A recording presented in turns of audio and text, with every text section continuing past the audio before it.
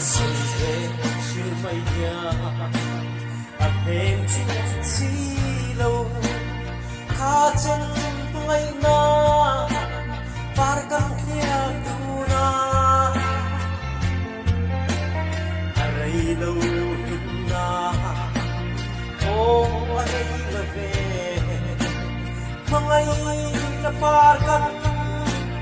lăng lai ni sông về lúc ngày đi tới here cần ai vong vong về cần nhìn ai đâu về cần biết đi bỗng ta thật linh lâu mà sẽ ngồi khát châu